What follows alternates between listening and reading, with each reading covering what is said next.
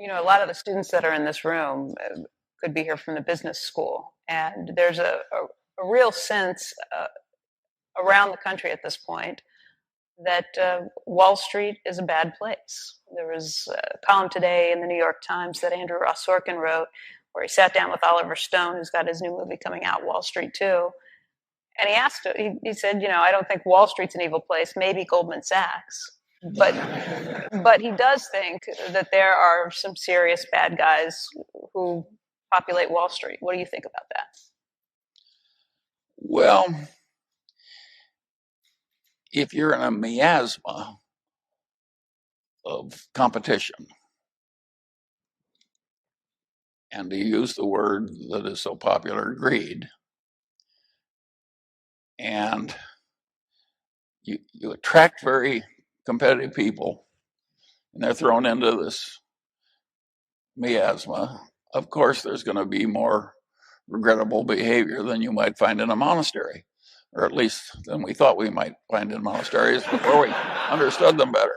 And so of course Wall Street is going to have more regrettable behavior. And Lord Acton had this law that you all taught, that power corrupts and absolute power tends to corrupt absolutely.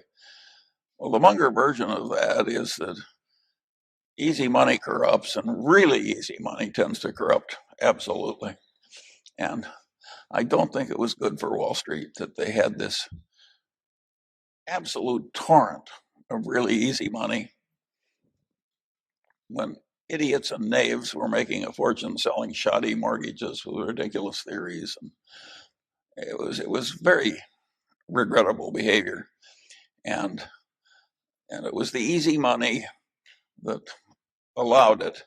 And of course, the adults who could have fixed it, like the accountants who had ridiculous standards, without which a lot of the bad behavior wouldn't have worked.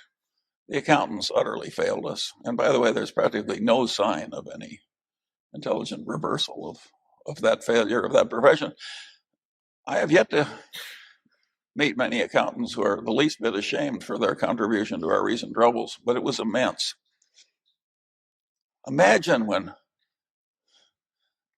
Enron comes down to the SEC and says, we want to write a little contract with A and a little contract with B and take all the profit we're going to make from these complicated contracts over the next 20 years into earnings immediately and put an asset on our balance sheet of $28 million from signing 2 pieces of paper. And the SEC, led by wonderful accountants that had studied in great places, why, of course you should have that kind of accounting. What the hell were they thinking? How could anybody have any respectable understanding of human nature without realizing that the kind of people who are going to be tempted by that accounting were not going to be able to resist the temptations? It was disgusting. And they're not ashamed yet. So how many people have you heard lately talk about how ashamed our accountants ought to be at our recent troubles? Nobody's blaming them. They assume it's like addition. It isn't like addition. The system of accounting for the bad debts of banks is carefully set up so at the top of every boom, the bad debt rate goes to 0. Who but a nutcase would have that kind of an accounting system? I mean, I'm not making this as a joke. This is not a parody. These are the accepted accounting principles of your nation. Why do you think that has not been the focus? And do you think FinReg and Basel III are a joke? Well, partly the establishment accountants want to please the people who are writing the checks. And partly the academic accountants get full of people who overdosed on mathematics, and they want everything to be in balance. And they don't think that really isn't rational in creating rules for a human behavioral system. They're too mathematical and not rational enough in dealing with their fellow humans. You can't give the average Wall Street CEO really lenient standards of accounting and expect the figures to be good. The accountant is like the referee in soccer. The accountant has to be the adult that prevents the mayhem.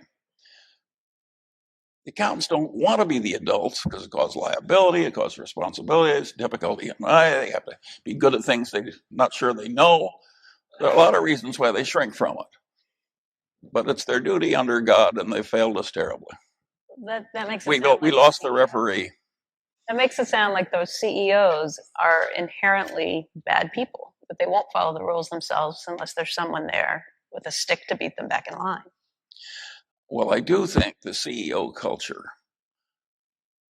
is likely to promote people who are very competitive and very driven and very aggressive at accomplishing what they want to do. And that means if the guy down the street is doing something that enables him to report more, they want to be like the guy down the street. They can't help themselves. They're that competitive. I don't believe in being that competitive. I believe it's part of human merit to know, like Kipling, you don't lose your head when everybody else is losing theirs. If somebody else makes a lot of money or reports a lot of money, let them.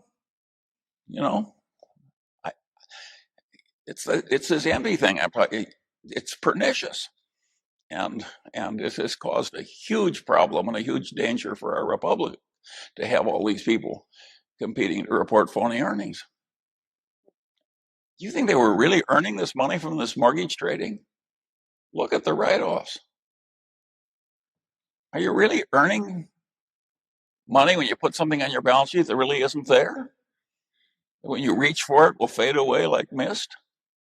What the hell kind of a system is that? It's an utterly irresponsible system. You can't blame the miscreants as much as you can the adults whose duty it was to prevent the miscreancy. Somebody said you can't blame the tiger for behaving like a tiger. You got to have a gamekeeper. Does that mean we should also look at Washington and the regulators? Well, if you think the accountants behave poorly, Washington set a new record. I have a rule for politics, which has served me well in making predictions, and that I quit claim to you. The politicians are never so bad you don't live to want them back.